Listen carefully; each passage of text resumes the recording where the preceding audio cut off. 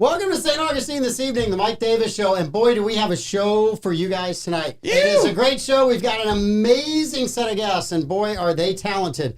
Much more talented than my co-host or myself. I don't want to put anything in it, but they got talent.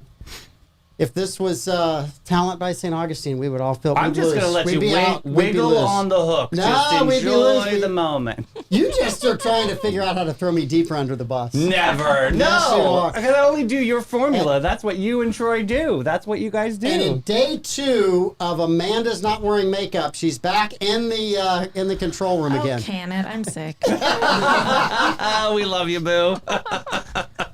It was so weird yesterday doing the entire show with me on camera, and every time Amanda said anything, it was just me staring at the camera. It was actually fun. It was OG, like us having a show with just you on camera. That's the way it all started. That's exactly how it all started. And then it got good when I invited Davey to come on the show. Yeah, exactly. Well, once we got Davey, it was so much better. All right, of course. Let's make some money so we can support this show and we keep having these wonderful young people come back. Solar Stick, established in 2006, is a local portable power company proudly committed to American manufacturing, constant innovation, and creating jobs right here in St. Augustine, Florida. Solar Stick's focus on providing solutions for self-sufficiency helps users all over the world complete missions and save lives. Solar Stick, changing lives, saving lives, and reviving American manufacturing right here in the nation's oldest city. Love it. Are we pivoting to a Yeah, it's you. But just put the nice. camera on Davey, though. Put the camera on Davey this time. There you go, Davey. Carmelo's Pizzeria, locally owned and operated by the Tringali family. They were voted best pizza 9 years in a row. New York-style brick oven pizza also serves salad, subs, wings, and more. Or you can join them for the 123 Burger House. Locally owned and operated, voted best burger 3 years running. Burgers, chicken, wings, salads, authentic wood-fired pizza, ice cream for dessert. Both restaurants offer dine-in, takeout, or delivery through Bite Squad and Grubhub. Join the Tringali family for dinner tonight. Did you ever thought of being a mime? I could. Have you ever thought? Because that was awesome. That could be my backup. You're giving theater kid vibes for sure. With 30 seconds of that. You were never awesome. know. Yeah, you That got was to pop so and lock, good. Brittany. I got it. And Bozard Ford Lincoln, speaking about Brittany, they are in St. Augustine, and their goal is to make your time and experience of buying a car stress-free, fun, and enjoyable. Bozard is a family-owned Ford dealership that has been in business since 1949. That's a long time ago, sir. It is a long time. Bozard Good Ford, company. they're amazing. Bozard Ford Lincoln has been the recipient of numerous dealer awards, including being ranked #1 automotive dealership in the nation by Dealer Rater. Bozard Ford has also won back-to-back President's Awards, which is the highest honor given to by the Ford Motor Company. Check them out today or online at bozardford.com. All right, and the team at South State Bank is a group of bankers you can count on. Their approach to building long-term relationships with their customers is the best in the business. If you're looking for a banking relationship that you can depend on, check out South State Bank. They've got 3 locations to serve you, one on State Road 16, one on State Road 312, and my favorite branch over at the beach, where you can visit their website at southstatebank.com. They are a member of the FDIC. Great bank. They are the bank of this show. Dude, they're amazing. Wish we had more bank in their bank. I know, right? They know how to bank local, too. Yes. And support locals. I like that. 100%. So hi, sir. Wait a minute. Bobby wanted to know what happened to the Clay cam. I don't know. And Amanda explained it in the comments that Clay took the camera with him. Well, he has to use it for his shows, probably. I believe he said something about only good-looking people will ever appear on this camera again, and he took it with him. I thought that's what he said on the way out. Could possibly be. I got to ask you, because I have not seen you since Sing Out Loud. How was your experience, It sir? was good. I thought it was really, really good. I was the next night. So Yes. you warmed up the bus for me. I warmed up the bus for you. Was very nice. What a moment in the cabanas, though. I thought it was really fun. It was a great crowd. Yeah, totally. Eric Church, and I don't want to take much away from these young people that we have here today. We're fine. We're He good. does a usually 3.5 hour show. Really? And so 90 minutes was kind of a real small Eric Church show. Okay. I was amazed at the crowd at NoahCon from your video. You put out a video and I was like, oh my gosh, Davey's with too many people. I had a lot of fun. Well, Yes. everybody was so excited that I was going to be on the show today to talk about it with you. And if you tune in Thursday, there was a little behind the scenes kerfuffle that went on. And I'm going to talk about that on Thursday. Okay. Yes. Apparently, one of the 904 Now hosts may or may not have gotten himself in a little bit of trouble. Well, there was a mission that one of the hosts had put me on. You don't know about this very much, but he did put me on a mission, then I completed the mission, and that's all I'm going to say. Okay. I'll find out more later because I Yes, might you need will. more dirt for Thursday show. Yes, sir. Yes, sir. All right, let's introduce these amazing young Yes. people from the St. Johns County Center for the Arts, which is at St. Augustine High School, Yes. which we want to be completely renovated. Yes. So we have world famous Katy Polk is a director here in studio today, and she's going to be talking about Anastasia. We're also joined with Kayla Watson and Cooper Alfiero, who's the male lead for Anastasia. Very exciting. So did I screw that up, Cooper? Did I say that right? Wait, what did you say? Alfiero? You nailed it. Oh! Like, you're the first person to actually, like... Please, can you please go to Mike's camera? I Alfiero? just want to make sure he Alfiero? knows. Yeah, Alfiero. Alfiero. Yeah, thank you very little. I got it right. You did. So Katy, welcome, It's welcome, nice welcome. that today's Tuesday at 5 o'clock and you've done something right, I Davey. know, finally! It's a big warm-up. Katy, thank you so much for being here. Thanks for Very having us. exciting for you to be here, too. And talk a little bit about being the new director of this incredible program. This is an iconic program that we love in town. Obviously, we're here on the Mike Davis Show to talk about it. But talk about joining the forces and bringing Anastasia to the table. Yeah, I was really excited about being offered the opportunity to teach at St. Augustine High School for the Center for the Arts. St. Johns County Center for the Arts, but at St. Augustine High School. It's always been my dream to be more involved in the performing arts. And with this opportunity, I'm able to not only teach musical theater, but teach chorus as well, which those are my two passions. And I get to meld them together and grow the future of performing arts. Did you study theater like in school? Or? I actually studied opera performance. So, Oh my yeah. gosh, not easy. Not I was easy. an intern for opera, the flute in Yeah. the Detroit Opera House. Great. Not an easy thing to do. No, it's not You got to easy. make sure temperatures are right for singers. You got to make sure corsets are tight. I will get people in some corsets. I'm just saying. Yeah, I've worn a few of those bless in my you. day. It just holds you in. Yeah, Yes. yeah. But so my degrees are in performance, so Fabulous. it's awesome that I get to, I don't know, display my passion and a vision, yeah, and put it out there. It's so cool. and give that to the kids. So Anastasia. Yeah, Anastasia. I'm a millennial, and Anastasia was one of my favorite cartoons growing up. I watched it all the time. Don't laugh at me. I love it. They're laughing at me. And I, still to this day, the music in it and the just the characters. I am a Meg Ryan, just huge fan. And when I came to the school, I was like, I don't know, I just want something that feels me. And fresh. Yes, and Anastasia feels like something that I can absolutely bring to the table. I love that. So, I love that. Anastasia. And I'm looking at, well, first of all, when I walked in, I thought it was 3 students. Right? I mean, I looked at Katy and I'm like, and then she starts talking about being the director. I'm like, don't you have to graduate high school before they make you the director or something? Take it as a Hey, compliment. I'm taking Yes. it. Yeah. Listen, you I'm take taking that it. and run to the bank. Run. Take it as long as Run. I can. Yes. No, I'm very impressed. So Anastasia, so Meg Ryan was in Anastasia. Yes, the cartoon. The Mhm. voice, cartoon, yeah. The voice of. And so that is, you fell in love with that. Oh yeah, And so when you got here, you're like, okay, I want to do this. yes. And I have the tiara to go with it, so that was just kind of we're ready to go. Set Do for you the wear tiara. the tiara to practice, just to let them know? I wore it when I announced we were doing Anastasia. Oh, I love that. That's so great. Yeah, and then she's actually wearing it in the finale. That's Yeah. awesome. So good. And she is Kayla. We have Kayla and Cooper, right? The stars. Mm-hmm. And Cooper's been here before. I have been here before. Newsboys. I'm in, Newsies. Yeah, the Newsboys, right? Yes, Newsies. Newsies. Thank That's how you. it's filed in his head. We'll be good with that. I got close. I was in the ballpark. We're proud of it. We're gonna run with it. Yes. That's so good. No, like honestly, you guys, when it was announced that it was going to be Anastasia, were you guys hype about it, or like what was your thoughts? No, I was super excited. Yeah? I was hyped. It's like a big show. It's like a known. It's a Yes. known show. Yeah. Yeah. Were you guys hoping and praying to get these parts, or did you have another part in mind, or? No. I love it. No. Good stuff. Humble. Yeah, very. Well, Cooper was the lead in the other play. I was one of the. One of 2. Yeah, because we had. Did you kill the other kid yet? He's, Did you let him graduate? Not that you guys know. he's still around. Good. Yeah. He's He somewhere. was a nice young man. I hope you didn't hurt Super him. talented. He Are you was. kidding He me? was really nice. Yes. Yes. He was. Did you hear that? He was really nice. Oh my goodness. Katy, have you ever seen this? Have you ever seen Anastasia live? Are you bringing any live elements that you've seen before, or are you just doing a whole fresh canvas? I've seen recordings of the actual Broadway production, and so I have not seen it in person. So I am taking some elements from the live Broadway production. Our costume designer, Sandra Casatelli, is actually actually designed the costumes based on the Broadway production. Oh, I love that. So if you come and see our show, you're going to see very similar costumes to what you would see in the Broadway I love performance that. as well. That's really cool. That is really cool. Crazy good too. Like, Yeah. insane. She's amazing. How do you guys draw like okay, so you know this is what is it like the Romanov family, right? How do you guys draw character studies and like did you guys do any research for these characters? I'll leave that to her because she's Romanov.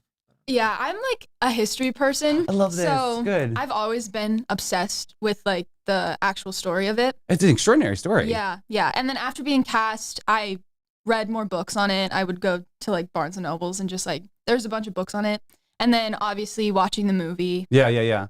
Can you give Mr. Davis like a little bit of backstory about the play, like the Romanov family and what it's about? Because like love and romance was like intertwined, right? Yeah, yeah. There's the story of the Romanovs, and then they were executed, but there's this rumor going around that the youngest daughter is still alive. So it's a bunch of people pretending to be and wanting to be the princess for a reward from the dowager. And then she comes across this one and another character named Vlad, and they tell her that they're going to help her find out who she is, and then they go to Paris, and then they fall in love, and then it all happy ending. Is there a scene at the Eiffel Tower somewhere in this?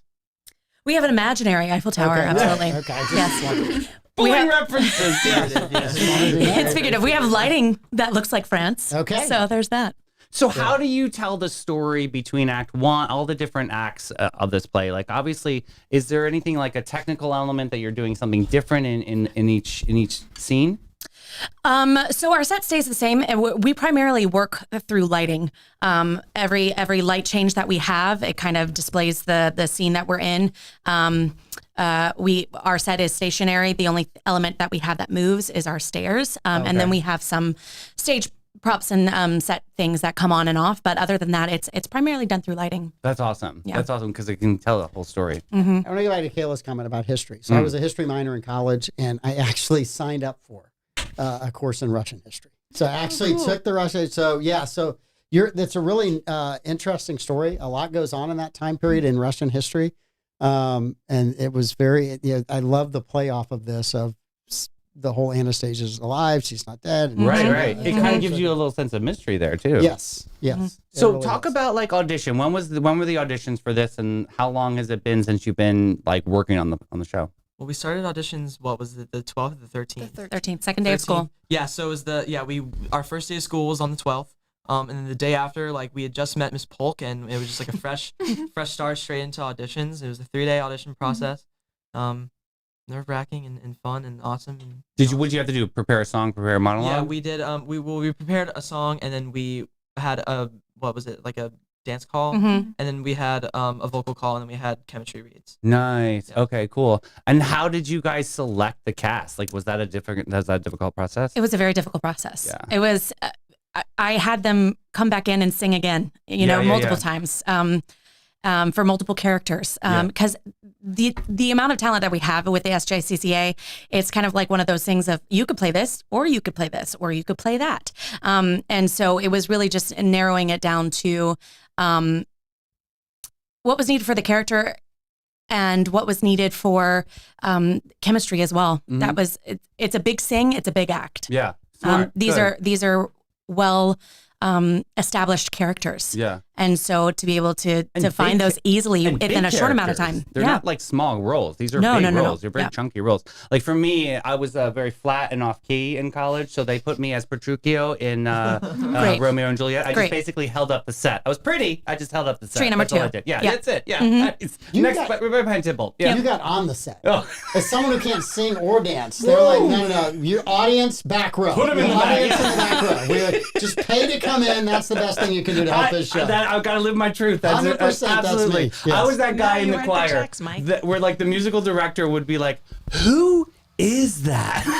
That would be me. Yes, flat and off key. But yeah, that's good. I mean, it's a learning institution. and a Did you process. try multiple times? God bless America. Did you try for multiple plays? And They even brought like the harmonica, like sound like this. Oh, it was a hot mess. I can actually see the director going, He's back again. He hasn't graduated. When does this kid graduate? They were like, just push him through. That's so funny. I was Randolph Hedgehog. Thank you very little in Wind in the Willows. So good stuff. Okay, so yes. back to the show. When is it opening? Talk a little bit about like how the community can jump in and be involved. Yeah, storm pending. We open on Thursday. Cool. So It'll be fine. Yeah, no big deal. Great. We're Floridian. I know we hunker down, right? Yes, we do. If Waffle House is closed, then we'll talk about what it. we said on the morning show. You're totally dead on. Yeah, Absolutely. 100%. So we open on Thursday and we run 3 shows at 7 p.m. So Thursday, Friday, and Saturday, and then we have a show at 2 p.m. on Sunday. Fantastic. You guys, is there like a particular scene that you're really super proud about? I honestly like, I think I don't think I can choose a singular scene that I'm particularly like proud of, because I feel like the whole idea of the show is just like bringing everything together, and like the amalgamation of like the beginning of the show and how it like ends to where it is also important. Like there can't be like one thing that's just more important than everything. So. True, because it all kind of comes together. But they have the most fun in one particular scene. Oh yes. Yeah. What is it? Oh. Tell me. Go for it. Still a little Learn dish. yes. Yeah. We have a little a little song called "Learn to Do It," where Vlad and Dimitri are essentially teaching Anya how to be Anastasia. And it's like a big arc in a song, and it's really fun, and it's like really like There's high a dance energy. break. There's a big dance break. And Really? Yeah, it's Yeah. really Like fun. whole ensemble Yeah, kind of and- moment? Well, it's No. between us three, but we got to pretty much choreograph this one part of it, and like I feel like for that, me personally, I think that's I the know. coolest thing I know. ever. I think it's so cool. Yeah. So yeah, it's a really fun song. Kayla, what was some of the biggest challenges that you had to tackle on this? Definitely finding the arc of the character. Nice. Knowing when to be more internal and then where to grow at points and like when to grow. Definitely like I wanted to go like really hard in the very first scene, but like I had to like keep it back a little bit. And then throughout like Act 2, finding whenever she's actually starting to remember her past, finding those moments. Is this one of your favorite roles that you've ever taken on? Yeah. Yeah, because you're a history buff and you kind of like, Yeah. I love that. That's awesome. The Romanovs. It didn't end well. It didn't. It was, It didn't. Thank you, Captain sorry, Maria. it just didn't. Reality right here. That's so nice. Yeah. And just a couple of years ago, they finally debunked that she was never Really? found alive. No way. I didn't Yeah. know that. Oh my Yeah, goodness. that was Wow. just in the recent 5 years or so. Yeah. There was No, a that- whole reason that the Soviets didn't want any part of that coming out or any of that. I mean, they that was not something that you talked about or mentioned, and it was a state secret. Yeah, totally. They did, yeah. So what do you guys think, like going around the room, what do you think is the one thing that you want the audience to take away from the performance? Like, what is the message that you think that everyone can learn and leave and be like, you know what? That changed me as a resident of St. Johns County. Do y'all have an idea? Because I have an idea, but You do okay. have an idea? I do. Let me cook, yeah. I think it's found in the Act 1 finale, and it's in her lyrics of finding home, finding love, and finding family. I think that's exactly where, we all want to find that, and we all want to search for it, and we just have to look for it and find it within ourselves and within the people who are already surrounding us, and with those who, in return, give us that home, love, and family back. I love So, that. she finds that in multiple spaces eventually. She finds it with the dowager, her grandmother, and then she also finds it in family with Dimitri and Vlad as well. That's so cool. Yeah. What do you guys think? What's the one takeaway? I think the trio of Vlad and Anya Dimitri is so like iconic that people can essentially just take away that like a fun group of like colleagues can be pretty like uplifting, and like there's power in numbers and stuff, especially like close friends and all that. Yeah, totally. I agree with that. What do you think? Just the overall companionship and like piggybacking on both of them. The fact that people can find each other under the most random circumstances, and the companionship and love that comes from that. How do you think high schoolers can relate to Anastasia? Like, honestly, like, how do you think that, is there any kind of like connection socially, like with you guys? Like, whether it's the culture of social media and TikTok that's out there, or whether it's music, or what do you think that Anastasia kind of mirrors? Well, the show pretty much opens with straight up gossip. Like Yes. everyone's like, Nice, have you there it guys- is, You guys yeah. heard? Like, there's a rumor in like she's like alive, dude. Like Really? Yeah, it's very. So that like, kind of pulls me in as an audience member because I want to know more. Yeah. It's definitely like it's definitely like the beginning is very talky and everyone's like there's just everything's in the air. It's very chaotic, which is I feel like similar. If like something big happens in school, like everyone's gonna hear about it because people are talking about it. So I think I love that. I think that's great. What do you think? Same. Yeah, he stole my answer. High five. Same. Yeah. He stole his answer. For a teacher's perspective, I look at it as like find your community. Yeah. You know, look for your people, find your friends, find your community, and get involved. You know, do what you need to Be do. around the people that fan your flames because those are the people that are going to support you no matter what. Yeah, absolutely. And the ones that are shaded, they're in the dark for a reason, right? So how many students are involved in the production? Including our cast and crew, I counted today 66. Oh, amazing. 66 students. Wow. Overwhelming for you? Oh, yeah. Yeah. First one out the opera is gate. a little bit more intimate, right? Yeah. It's not overwhelming. I worked with several students at one time, but this being the first one out the gate, it's a lot. It's a lot to take in, but we're doing it. So before this role as director, what was your highest, were you helping somebody direct a role? Did you have any, how much experience did you have before you're like, okay, here you go, and you pick one and you're in charge, and yes, there's 66 kids? I actually developed a musical theater program at another high school prior to this one. So we were in the beginning, can't talk anymore, but beginning stages of that. Got it. Within the first 5 years of it. That's fantastic. Yeah. So is this okay, I got a lot of practice in there, and this is really cool to get to this. Yeah. Absolutely. Because it's got to be exciting for you as well. First production and in a new, I'm assuming new to St. Augustine High. Yes. So it's got to be great and just super fun.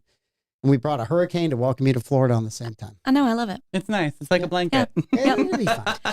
So if there was anybody out there that was on the fence about seeing this show, and I'll go around the room again on this one, what would you say to them, and why would it be important for them to make that decision to get that ticket and come out and see it?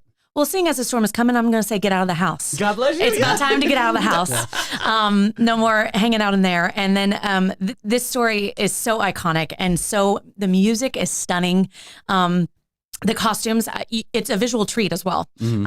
And why not be entertained by high school kids who sing their faces off? Absolutely. They absolutely do. These two really do sing their faces off every day. Yeah, absolutely.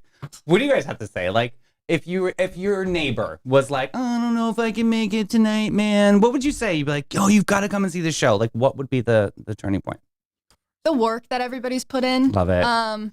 And so everybody's involved in so much in the show, and it's just a group effort, and seeing that and the final product of it is really great. Yeah. Yeah, there's definitely more of the surface level of just seeing a show is there, but when you really look at the show itself, it just goes so much more deeper than that because we're all working in a very very swift harmony, and I like it a lot because I think audiences will be able to catch on to that too. What do you have to say to the freshman class that are coming in and want to study this? What are you welcoming them to So eighth graders currently? Yeah. I mean, I'm gonna let you answer that. Hang on, I've just met some of my closest Good. friends in this program, Yeah. and just being able to do what I love around the people I love is just. How did you know you wanted to act? I started dancing at just a really young age because my parents just kind of wanted me to get into something. So dance was just the easiest thing for me. So I've always loved to perform. And then as I got older, my dad's a singer and he's been in bands and stuff. So I've always sang karaoke with him. And, Fantastic. That's great. Yeah. You wouldn't want me flatting off key, so I wouldn't help you at all. The karaoke, I could be the worst one ever. So. So in my freshman year, I was pretty on the fence. Still I came out of a middle school that wasn't really driven towards musical theater at all, but I really wanted to do it. And then the beginning of the year, I kind of fell off a bit. But then we did a show called Camp Rock, and with all our fellow freshmen. So it was just only our freshmen in that one show. Her and I we co-starred in that as well. No way. But we did that, and that really revived how much love I had for it in middle school, and how much drive I felt after doing it, to just keep going, and I saw how much growth I could make within 6 months or a year, and I just wanted I feel the growth that can happen at SJCCA is enough to just want to go out and do it. Absolutely. Yeah. So where do you guys want to go next year? You're seniors this year. Yeah. So where do you want to go to school next year and study? And what do you want to study? I think I know the answer, but my dream school right now is NYU Tisch. And I really want to study musical theater or acting or just anything. As long as I can get on stage, I'm happy. Fantastic. Yeah, I'm the same way with musical theater. I don't know exactly where I'm looking to go. I'm probably going to stay in Florida. So FSU's really what I'm locking in. What does that look like for a college entry, though? Like, do you have to audition to get into these programs? Oh, yeah. Like, is that like pretty intensive moment? Yeah. And that's not like a Zoom call. You're not auditioning no. over Zoom. You're It's literally. a very rigorous process. Yeah. Multi-step. Yeah. Multi-step. Because you have to have a serious monologue, probably a comedy monologue, and then you probably have to have a repertoire of different music to bring it to the table. On the nose, yeah. You got a lot. There's a lot to learn. I know. There's you have to learn like a ton of monologues, a ton of songs, and you record them all. You send pre-screens to schools. If they like you, then like they'll take a fraction of those people, and then they'll be like, oh, we'll have you audition and all that. And there's more steps to it, but it's a lot. It's definitely a very competitive thing. Like big schools, they usually don't really accept classes like up to 15 kids at like the most. I Right. feel like big schools are usually like around. What if you're not a triple threat? Do you think that that's like, do you think that that is a game killer when it comes to like, auditioning for some of these schools? It can be. I think like if I don't know. Like if I feel can't like, dance, I have 2 left feet and I can't get it, but well, like, if someone can like see that you like have the potential to be able to dance and like Okay. and the 2 things that you have can like compensate for that, then Right, I true. suppose that why not? yeah. So that's kind of the same thing of that, like asking and talking about those 8th graders that are a little bit like nervous about joining a program like this. Is like they have to put their best faith forward, right, and just kind of go for it. Well, the whole goal is to just get better, and that's why we're like such like a developmental program. I feel like I wouldn't even recognize the performer I am today, looking at myself as like a 13-year-old kid. Like Boom, right there. Yeah. That is awesome. Yeah. So, Katy, how do you, having gone through all this, help these young kids kind of get ready for that next step to go to college? I am their like number one encourager. That's about what I'm going to do. I'm going to support them in any way that I can. Having the background that I do with voice, I'm really great at that.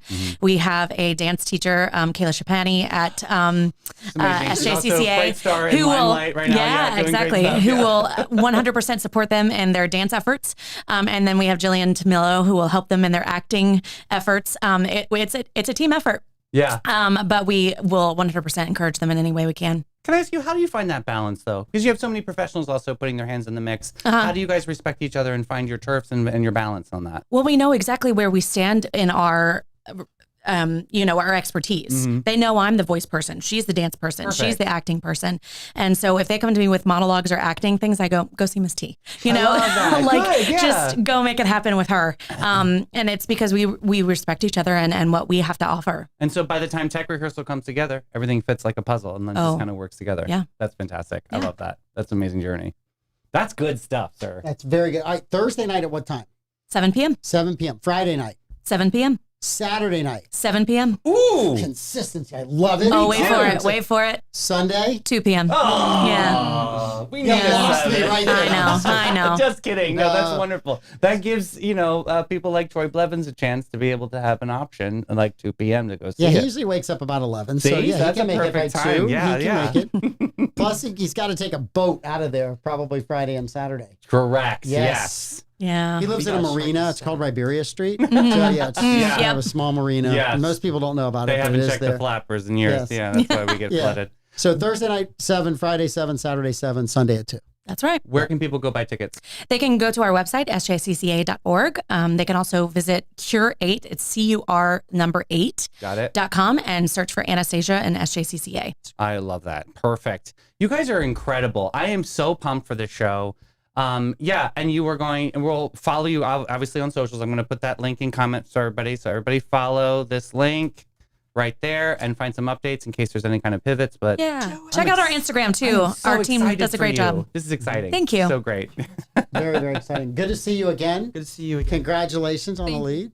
And congratulations on leading a great group of young people. St. Thank Augustine you. High's always had a phenomenal art center, and just Absolutely. I'm glad that you're a part of it, and I'm glad that St. Augustine has that resource. And the kids have the ability to go there, learn, and then go someplace else. Yeah. Break a Unlike leg, Davey. everybody. Unlike Break a leg. Thank you don't you. say good luck. You say Yes. break a leg. Break a leg. That's it. All Awesome right. job. Thank you guys. Thank you all Thank very you. much. Break a So leg. good. That was awesome, right? Really, really good. See, look at you inspiring the youth of America. I love this. I know. If only I'd been there for you. If only I'd been there for I you. did it by myself. I was fine. I could have helped you, Davey. What? All right. So we have homework that we were supposed to have done. Oh, Amanda, here we go. Oh my word. I did most of it.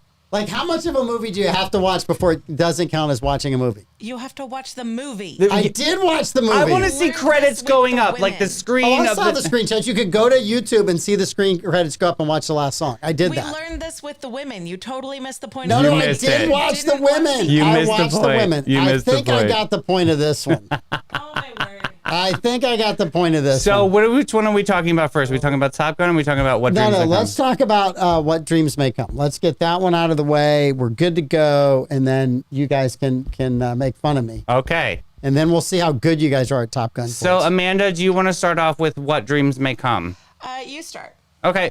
So, What Dreams May Come, we obviously, Robin Yes. Williams. We're discussing, obviously, really dark topics and themes of love and loss and the afterlife, of course, in a very profound way. But I want to ask both of you, how did the film's depiction of heaven and hell impact your perspective of life and death? Amanda, Well, so it is. They are dealing with very, very heavy topics, but I feel like they did it really tactfully and beautifully. And I don't know how theologically accurate the movie is. I know Okay. it's not terribly theologically accurate. I wouldn't expect one to be out of Hollywood, but there are things within the movie that I really love and I really think are beautiful. And I really hope heaven is as vividly colorful as Robin Williams' area. Yeah. Yeah. Remember the purple tree and like the, the Yeah. leaves and everything? Yeah. My So- phone case actually resembles, I don't know, I'm not in there, but my phone case sort of resembles the aesthetic. I of see it. I what see they- it. Yeah. Barbara Jean, it's purple. Just so you know. There's not fully purple. There not is purple. fully It's purple, not but fully, there are but purple close. notes to it. All right, so this was a very heavy topic. Yes. Mm-hmm. I mean, you have two people meet, and then quickly they have kids, and then like you meet the kid, and then the kids are gone. Mm-hmm. Right? It's like I didn't even know who you were. About their life. I get that, and then he is gone rather quickly after that. So when I watched all that, right, it's not the most uplifting topic. I think the You imagery. watch the end. I think the imagery. I have comments on the end. I think the imagery, right, is what saved it. And everybody that I read reviews on and all the kind of research I did on it, everybody talked about the imagery of the movie and how phenomenal it was. And I agree that the imagery, At that time period. yes, I mean today you'd have CGI and it would be, Right. be ramped up a million times. But at that time period, I think the imagery is what kind of held people's attention to a very difficult topic about death. True. And I think if you take that away, people like losing interest rather quickly, right? So I think that was a unique kind of trick to keep you involved in the film because you're like, oh, there's another amazing image. Oh, there's that. And while you're looking at some of those images and being amazed, you're not dwelling on, oh my gosh, this guy died, his kids died, and oh, his wife has now committed suicide. So you're saying basically the art and the color of the film influenced the emotional value. I think, in my opinion, Okay. that was a huge pull in how that movie went. So it was watchable, right? Without that, I'm not sure it's watchable. But if you told me you're going to watch a movie about that kind of loss, I'm not really jazzed up to watch that movie. I always think about how actors select films, you know what I mean? Like what was going on in the cast's head and say, yeah, I want to do this because it is such a dark topic. And it's funny because I saw this, it came out in 1998. So I saw it in 1998 and I loved it and I thought it was very artistically driven and beautiful. Now that I am, and it's no secret, I have been through death and death's door multiple times in my life, but it's been a learning lesson. And so it was interesting to have a different set of eyes now going through what I've been through in life and seeing this film again. I felt like I kind of agree with you on that. I'm shocked that I agree with you on this a little bit.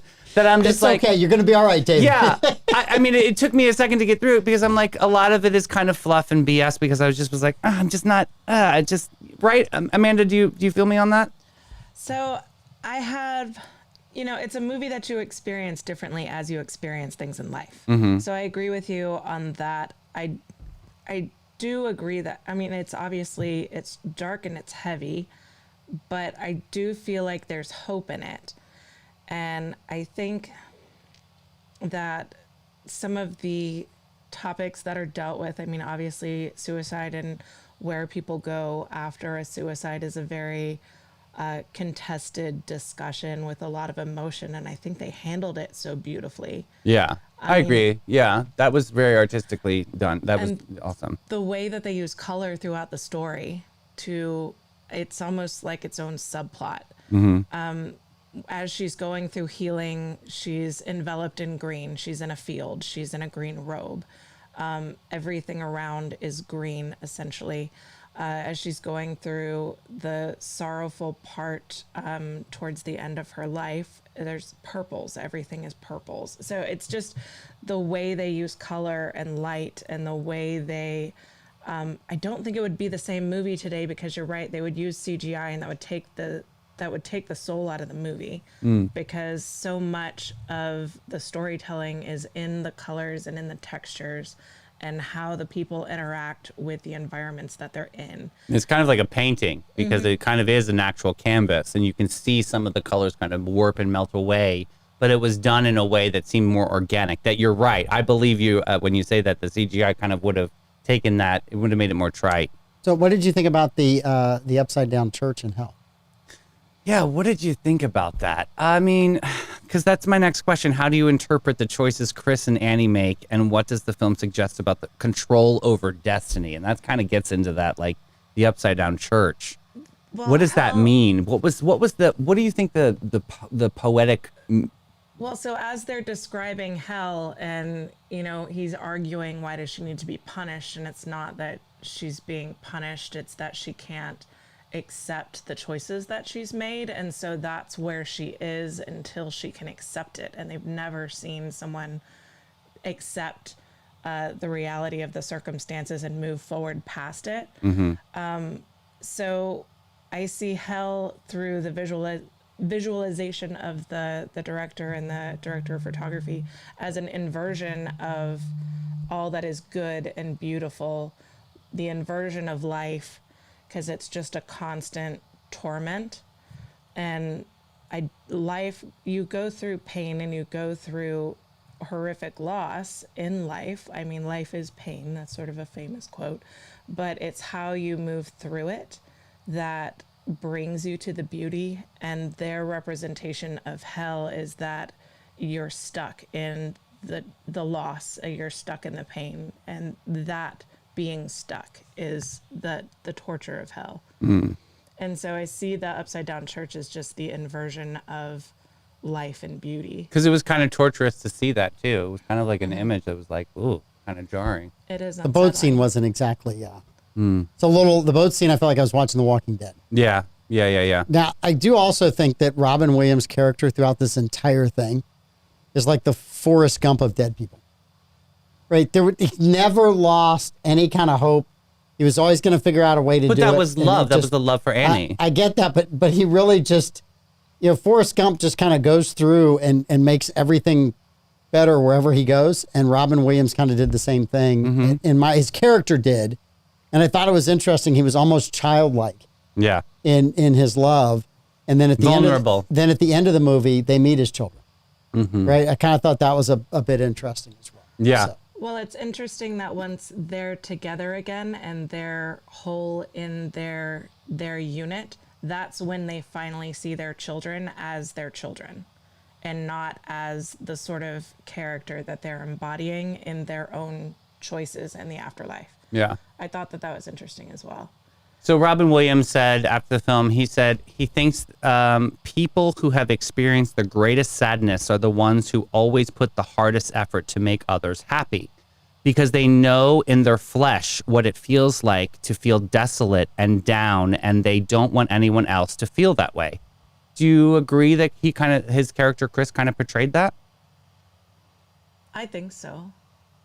I think so, but I don't know that that's 100% true in life. I mean, I think there are people that experience that and do exactly what Robin Williams has said. And I think there are other people that experience that and just kind of like the wife, right? Just completely get inside themselves, and they as we talked about this, can't get over things, right?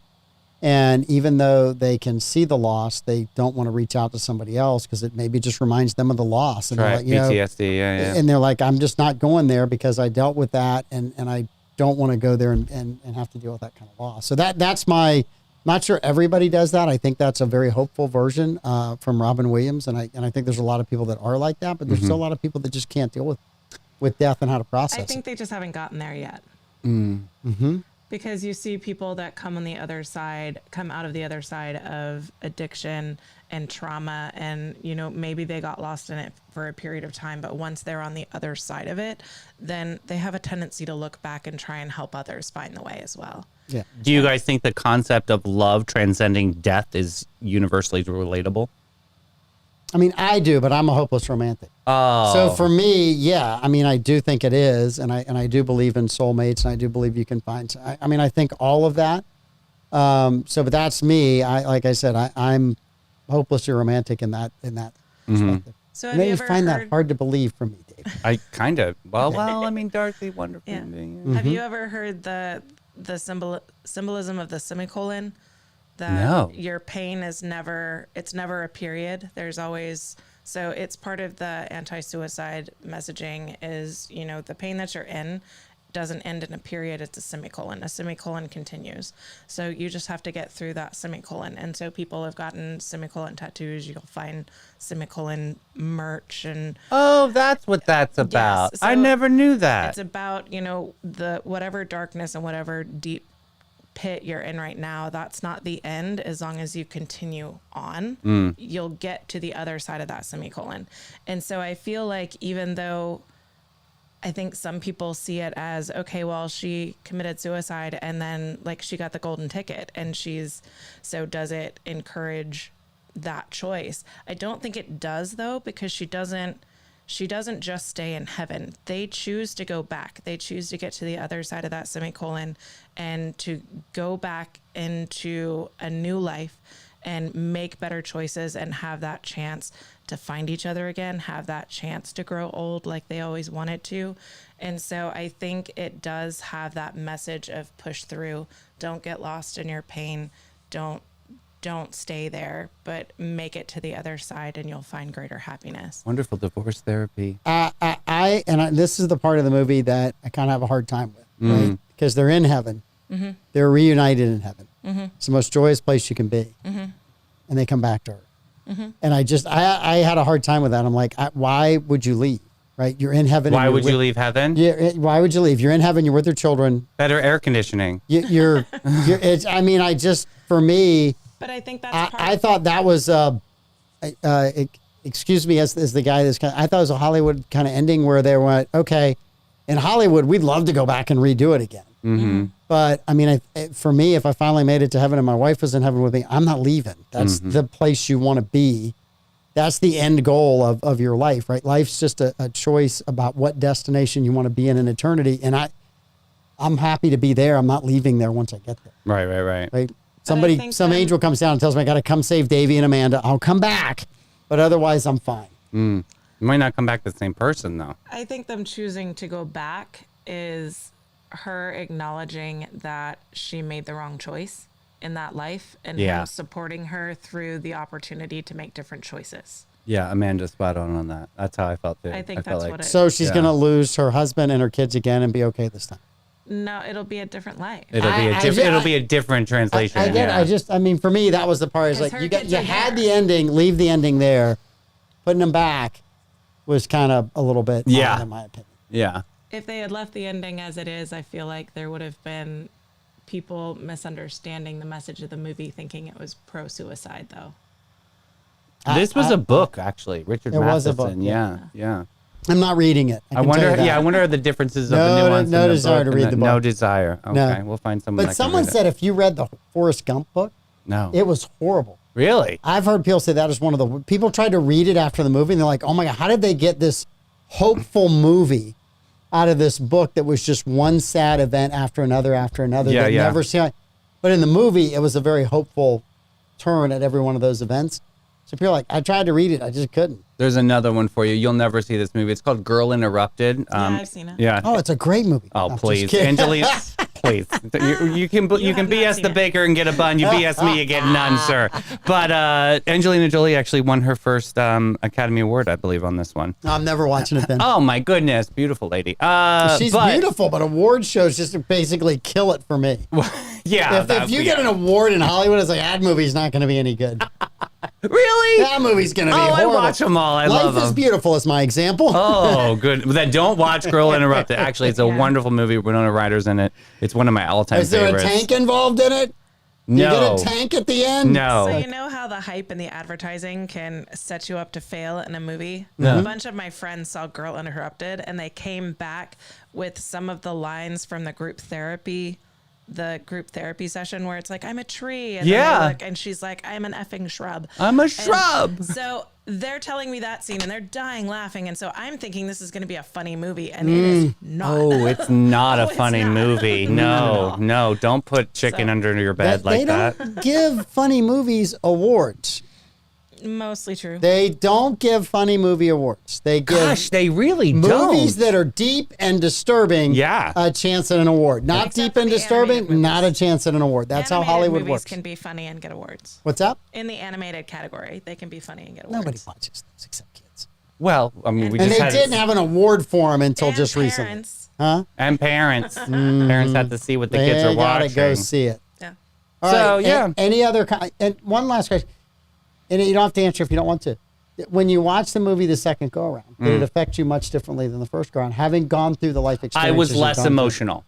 Okay. I literally was less emotional. I just was taking it more of on a conceptual line where I was so like, I was like a whelping box of emotion when I first saw it. I was crying, and my father was still alive. My grandmother was still alive. I didn't meet Brian yet. You know what I mean? Like there were so many things like I've never experienced that. So for me to see that the first time like that, it hit me in like the chops. But this time I just felt like a heart soldier. I was like, oh, this doesn't happen. I was like, stop being snarky, because it was just like, because I wanted to see like the artistic value of it. How about you, Amanda?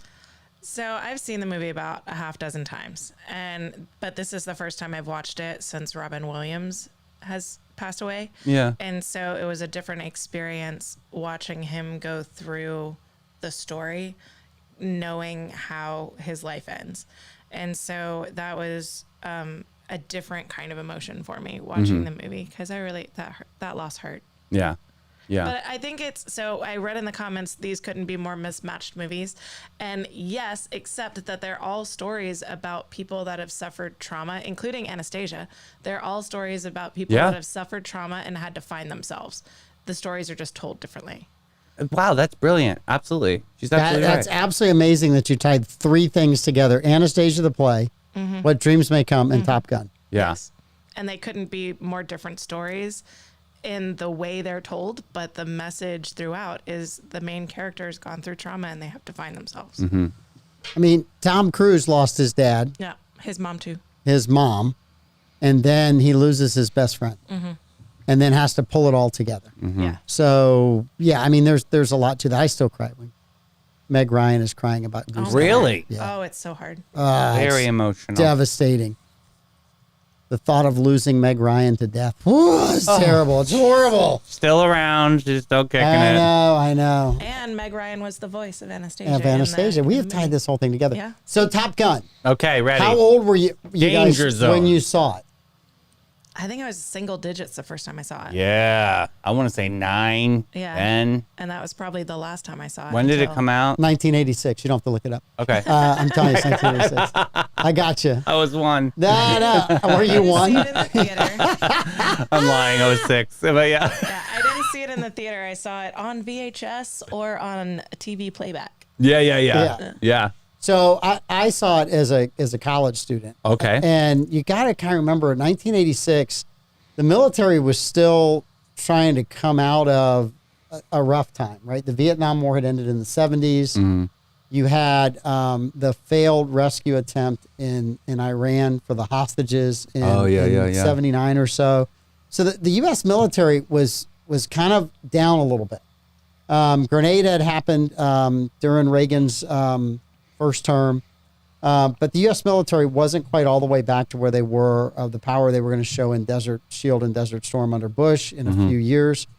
So I thought it was kind of a really cool propaganda movie, for lack of a better term, of the military. I hadn't seen one of those military type movies since I was a kid. Everything as a kid was about World War II and Korea, and it was positive. Then you got to the Vietnam era movies, and they were much more negative about the military, about the role of the military, about all those things, because it was the Vietnam War, right?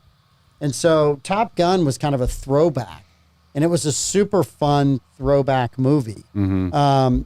I thought Cruise was great in it. I thought Val Kilmer was phenomenal, and I thought it was just a really good kind of fun movie that had a great message to it. So I wanted to ask you both, like, what do you think? Obviously, the friendship between Maverick and Goose. What do you think that the impact of Goose's death have on Maverick's character? Amanda? Well, I mean, everyone tells him the whole movie leading up to that he's too reckless, he's too dangerous. Yeah. And then a circumstance which was completely out of his control happens, and it takes the person that he describes as his only family and had stood by him through all of the nonsense. And so even with it not being his fault, it mirrors his dad's loss, and it just takes away his confidence. I mean, it shakes his core a little bit, right? It shakes him to the core, for sure. Yeah, I thought it forced him to grow up. Right? I mean, he's basically a kind of a wild child kid who should have been kicked out. He wasn't, because he was so talented as a pilot. He loses his friend again. Amanda's right, not on his fault, but it shakes him because all of a sudden he's had that personal loss, and it's his last loss, right? He's lost his dad, he's lost his mom. This is his last loss. And all of a sudden he's questioning everything he's doing. There's a lot of people that were hard on him, were trying to pick him back up, and it just didn't help. Right? Everybody's trying to, hey, we're, toughen up. Maverick, I'll fly with you. Right. All this stuff, right? And it didn't work till he got back in combat, and then he's got to go save the butt of the guy who he disliked the most. Right. He and Iceman were not buddies, and he's going to go save that guy. Well, what do you think that rivalry represents in terms of competition, teamwork, and ego? Well, all the wrong things if you're in the military. Right? Because you're on the same team. Yeah. And you're competing against one another, but you're on the same team. You're going to go into battle together. I thought the second movie did a better job of that message in the movie Maverick, about being on a team, and the sacrifice. I'll give you that. Yeah. I think of my rivalry with Troy Blevins very similar. Like, he's more of like an Iceman. I'm more of a Maverick kind of a guy. But yeah, we have to work through I think he's more of a Merlin, and you're more of an Iceman kind of guy. So I wouldn't give him. Is it blonde hair? That's why. First of all, if you call him Maverick and it's a Tom Cruise character, he might never speak to you again. Very angry. He might never speak to you again. So just call him Merlin. He'll take it as a compliment and move on. That's why this mission, back to Sing Out Loud, I had to do this mission for him, and he said he will never speak to me again if I didn't complete this mission, and I did. Just saying. Troy Blevins. I would have looked at him and said, "Challenge accepted." I did, and then walked away. Not done the mission. No, you did it in front of Mr. Bailey. I mean, I had to show up here. Challenge accepted, Troy. You can never speak to me again. I'll see you on the show Monday. So Top Gun touches on themes of risk-taking and dealing with loss. Amanda, what do you think that the film explores the tension between pushing boundaries and facing consequences of these actions? Well, back to the Iceman Maverick rivalry. I mean, I really see Iceman as sort of the embodiment of working past the trauma that Maverick is trying to avoid for most of it. I mean, he's pushing himself so hard that he's doing that because you don't want to look in, you don't want to deal with that pain and that loss and those questions that never got answered about his dad's passing. And who knows what he went through to get to adulthood at that point. So I really feel like that rivalry Iceman's just an embodiment of what is conflicted within him. Yeah, I agree with that too. Yeah. And so something he's dealing with. Yeah. So that's a part of his ego that he's having to reconcile, he has to face what's hard and what's questioning. It's the self-doubt, you know, Yeah. that he's constantly questioning who he is and his place in the world. And he's always second best because he can't let himself work through it. So, Amanda, do you think the rivalry is an illusion that Maverick just kind of created that himself with his ego? No, I mean, he's in a very competitive field there. Yeah. For sure. There's going to be a rivalry. The way it plays out, from a storytelling perspective, it's not just man versus man, it's man versus self. And that's the mirror that's looking back at him through Iceman. I mean, Iceman is kind of a douche, though. I mean, even his moment of trying to console him after Goose's death is backhanded. We all liked him. Like, that's such a jerk thing to say to someone who's now on their own. But you understand the difference, right? They're both dysfunctional. Oh, yeah. Right? Sure. I mean, Iceman is as dysfunctional as Maverick is. Yeah. Iceman just follows the rules. Yeah. So Iceman gets the accolades for following the rules, but Iceman has just as hard a time in relationships as Maverick does. They just do it a different way. One's on fire and the other is literally like, I'm going to be calm, cool, and collected, and I'm going to act like a jerk because I can do all this stuff with a plane. To take it back to what dreams may come, I mean, Maverick is more of the wife and Iceman is more of Christy, the husband. I mean, the husband went methodical and he went we have to disassociate and move forward. And that's the way Iceman handles things. And the wife was much more emotional, much more on the edge of things and pushing boundaries and trying to fight through her grief in a different way. I mean, it's mirrored in the relationship between Iceman and Maverick. Yep. Bobby didn't care for this movie. Bobby did not. No, he's like, the air show was great, but the rest of it was kind of flat. Well, in Bobby's world, there are no cool Navy guys, right? In Bobby's world, there's no cool people in Navy. It's just like there's no cool Clemson fans in Bobby's world. It's all okay. That's not true. He thinks I'm cool. All right, quick question. Which song did you like better on the soundtrack? Danger Zone or Take My Breath Away?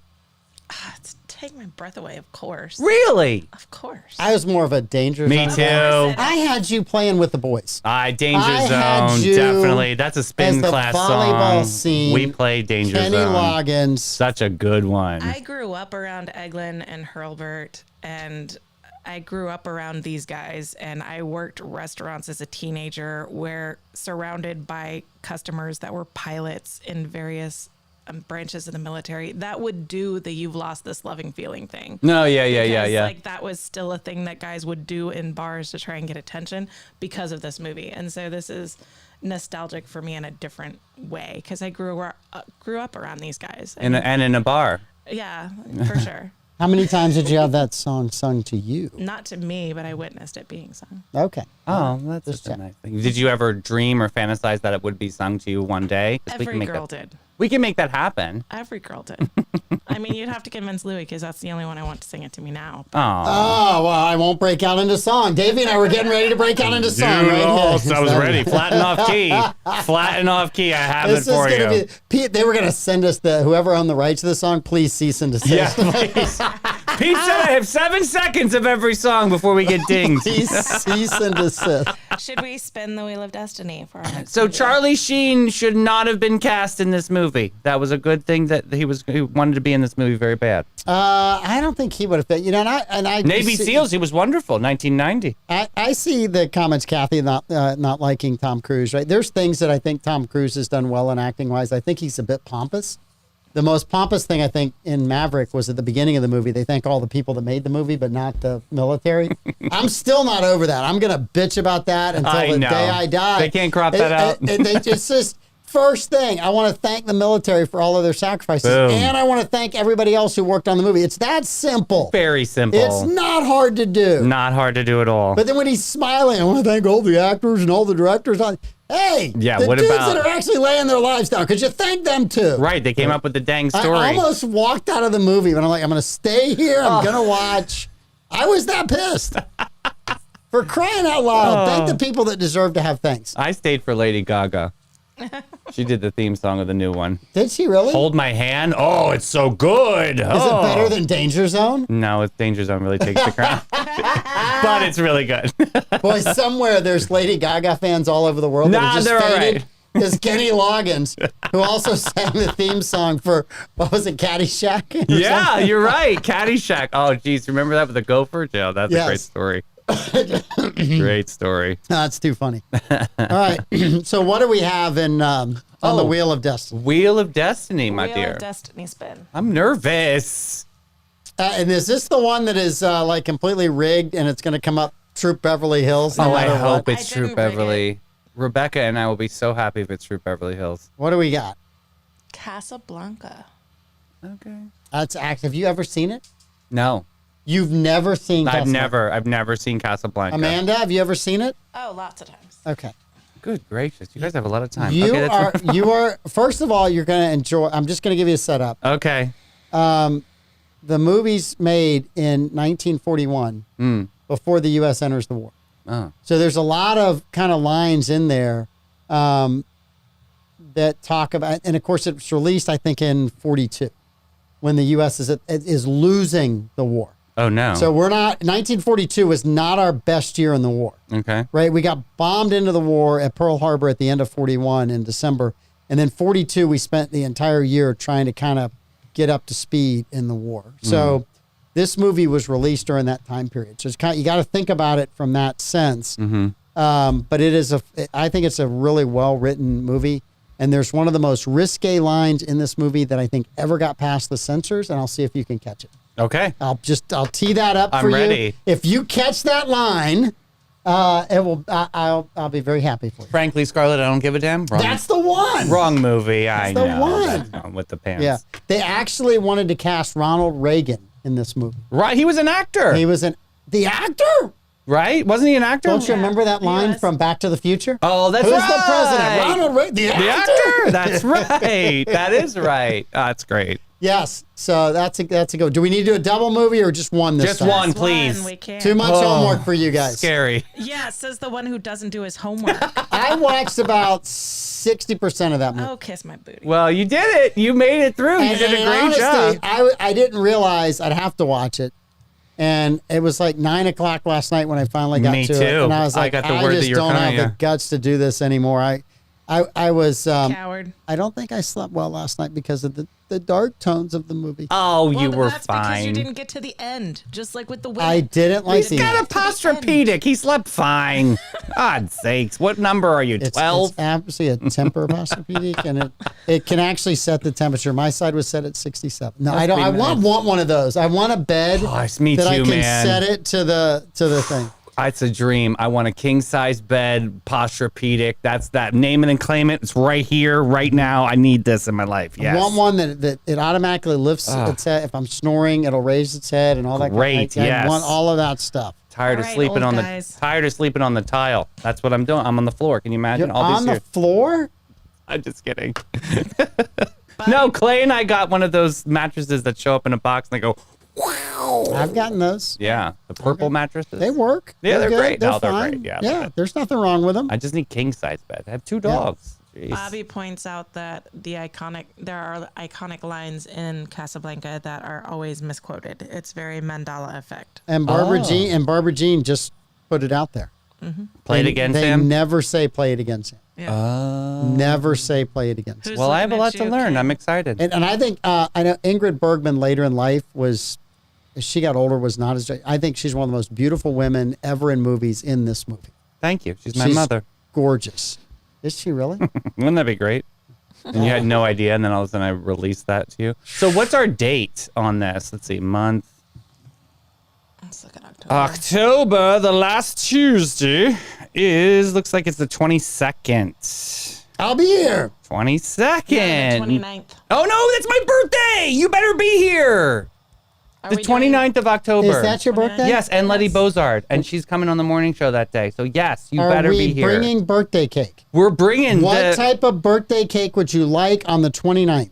chocolate peanut butter. chocolate peanut butter from Coco La Creme. Oh, If we double down on that, will that be okay, Davey? I would be so happy. All right, we got you. I'll save all my sugars for that moment. We've got you.